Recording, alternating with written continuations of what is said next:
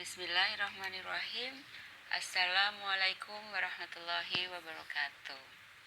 Hello guys, how are you today? I hope all of you always happy, healthy, and happy. Today, we learn about KD 3.3. We know what to do. Kita tahu apa yang kita lakukan. The material like give suggestion, materinya seperti memberikan nasihat atau saran, to state rule and obligation, untuk menyatakan aturan dan kewajiban. Next,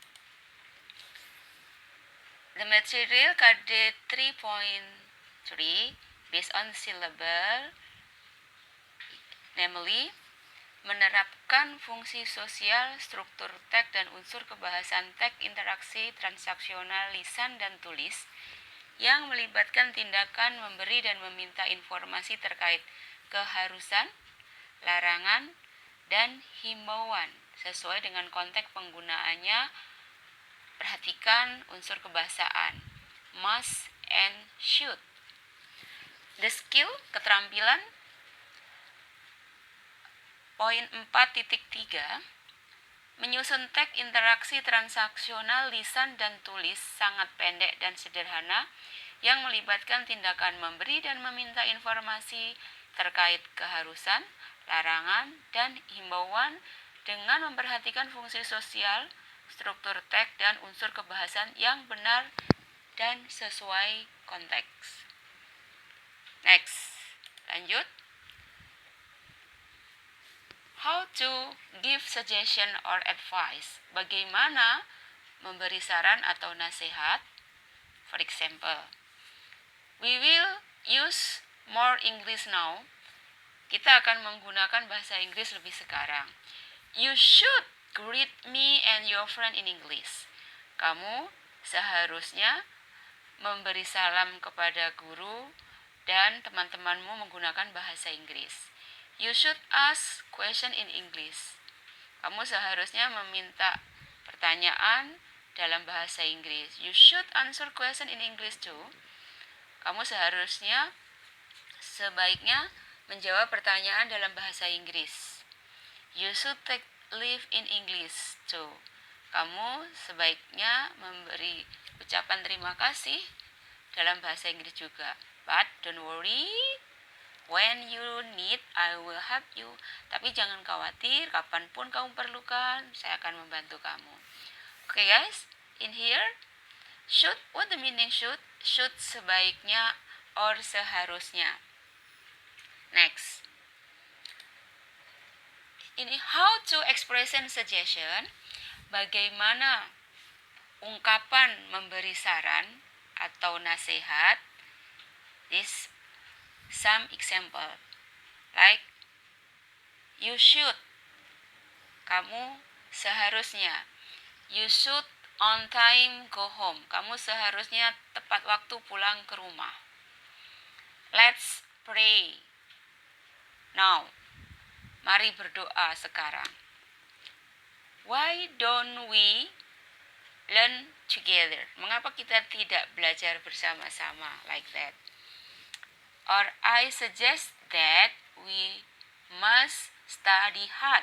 Saya sarankan kita harus belajar giat. It is some example expressing give suggestion. And then next, agreeing response suggestion. Ungkapan menyetujui saran, atau jika seseorang memberi saran, kita bagaimana kalau kita setuju.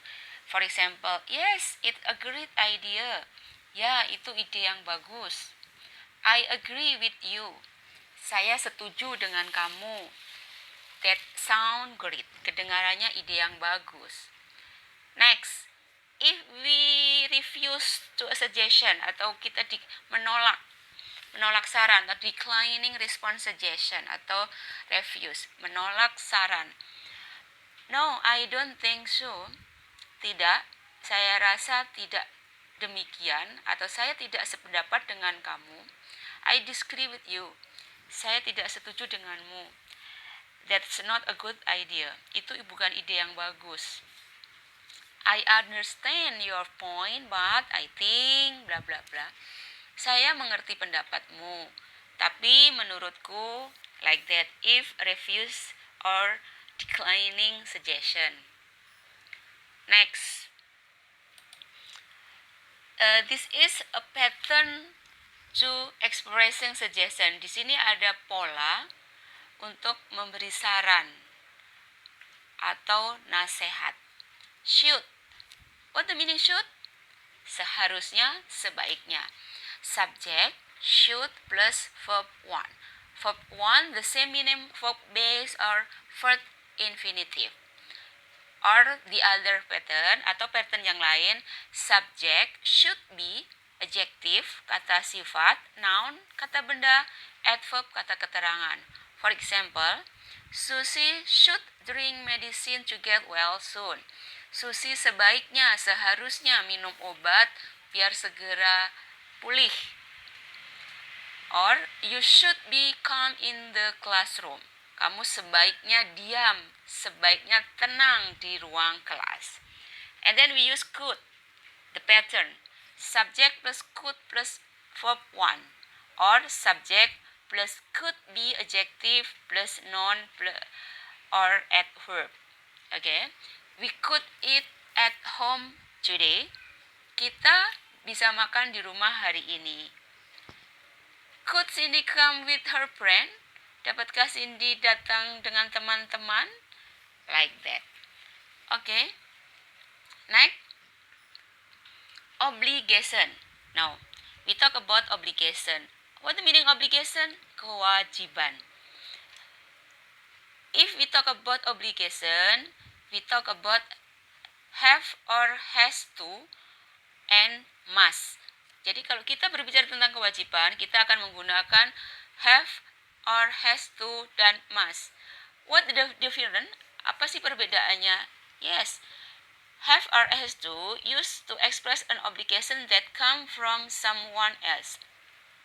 Jadi have or has to digunakan untuk mengapresiasikan kewajiban yang datang dari orang lain. And must used to express an obligation that come from the speaker. Must digunakan untuk mengekspresikan kewajiban yang datang dari diri sendiri. For example, you have to clean your room before your leave. Kamu harus membersihkan ruangan kamu sebelum pergi. Or, we have to be at the airport at least 2 hours before the flight. Kita harus berada di bandara minimal 2 jam sebelum penerbangan. Must, kewajiban yang harus kita jalani. I must take care of my parents. Saya harus merawat orang tuaku. We must wear a uniform every day. We bisa menggunakan have to or must. Kita harus mengenakan seragam setiap hari during the school time ya, waktu sekolah. You have to study hard. Kamu seharusnya belajar giat. I must stop smoking. Saya harus berhenti merokok. Okay guys, you understand until here? I hope all of you understand. Next, the material selanjutnya about prohibition, larangan. The pattern of the prohibition, use subject, must, not, atau mustn't, verb 1, object or adverb, atau complement, kalimat keterangan, kata keterangan. Then, atau subject, have not, haven't. Yang tadi mustn't, haven't, has not, atau don't, do not, atau don't have to, atau cannot to. And then next, atau menggunakan langsung negatif, don't plus verb 1 plus kata keterangan, complement. And then next, atau menggunakan no plus verb ing, or noun. Jadi no kata kerja bentuk pertama ing atau non kata benda. Atau never plus verb ing, tidak pernah kata plus kata kerja bentuk pertama plus ing. Example, contoh, we must not be late to school. Kita tidak seharusnya terlambat ke sekolah. You must not use your phone in the class. Kamu tidak harus menggunakan telepon kamu di kelas atau tidak boleh. Subjek she, he, it, use has. If subject A, you, they, we menggunakan have. She has not to work in the break time. Dia tidak seharusnya bekerja di waktu istirahat. You don't have to see the doctor in the pandemic. Kamu tidak seharusnya pergi ke dokter di masa pandemik. Don't feed the animal. Jangan memberi makan binatang. Atau don't mock your friend. Jangan mencela teman kamu. Oke guys? Atau no picking the flower. Jangan memetik bunga. Atau never cheat at the exam. Jangan pernah mencontek dalam ujian. Oke guys? Next. It is for example, use should. Saran. Seharusnya. Use should plus verb to complete the sentence. Gunakan kata should atau verb untuk melengkapi kalimat. For example, when you play tennis, you should watch the ball. Ketika kamu bermain tenis, kamu seharusnya melihat bola. Oke. Next. When you are driving, you should wear a seat belt. Ketika kamu mengendarai, seharusnya kamu mengenakan sabuk pengaman. Oke guys, next. There are some tasks you have to done in your notebook. Di sini ada beberapa latihan yang harus kalian kerjakan di buku tulis.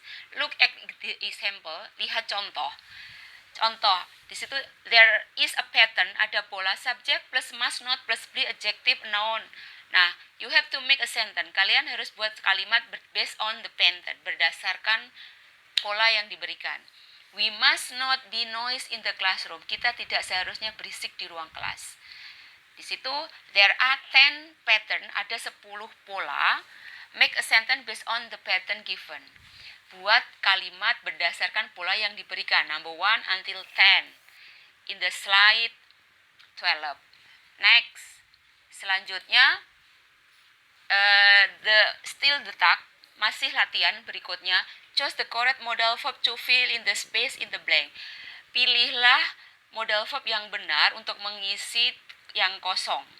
Use must, have to, don't have to, mustn't. Jadi gunakan kata must, have to, don't have to, and must. There are 10. Okay, next. This is, you have to submit it in the GCR. Next. Lanjut. Text for next week. Tugas untuk minggu depan. Presentation. Make a dialogue with your friend via telephone or vid call and record it about suggestion, obligation, and prohibition.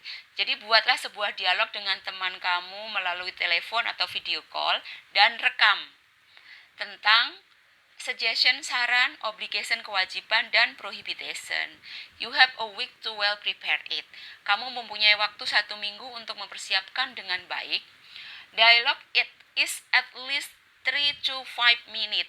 Dialog itu berdurasi antara 3 sampai 5 menit. Send your voice notes by GCR or WA. Jadi kirim rekaman suara kalian ke GCR atau WA. Keep spirit although we are in the pandemic condition. Tetap semangat walaupun kita di masa pandemi. Keep the healthy protocol. Selalu jaga kesehatan. Okay. I hope all of you understand about the material today, about suggestion, obligation, and prohibition. Thank you for your attention. I think it's enough. See you next time. Bye-bye. Assalamualaikum warahmatullahi wabarakatuh.